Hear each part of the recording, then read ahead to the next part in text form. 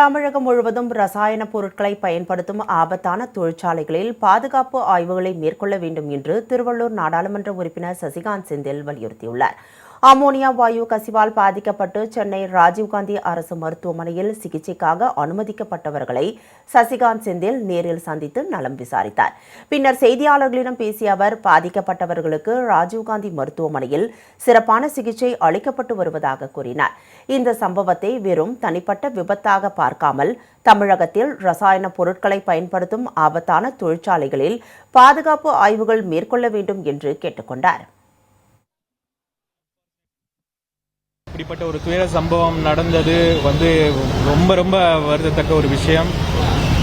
Already administration இதை பற்றி enquiry நடத்திட்டு இருக்காங்க. கண்டிப்பாக அதில் இதுக்கு காரணமாக இருந்த யாராவது இருந்தாலோ இல்லை இதுக்கு கேர்லெஸ்னஸால் ஆயிருந்தாலோ கூட இதை சீரியஸாக ஒரு இஷ்யூவாக எடுத்து அந்த பகுதிகளில் இன்னும் கூட நிறைய கம்பெனிகள் இருக்கிறது. அதில் எல்லாமே கூட இந்த சேஃப்டி ஃபெசிலிட்டிஸ் எல்லாம் சரியாக இருக்கா இல்லையான்றதை முறைப்படி செக் பண்ண வேண்டிய ஒரு கட்டாயம் எங்களுக்கு இருக்குது. அதை கண்டிப்பாக அரசாங்கம் செய்யும் என்ற நம்பிக்கையோடு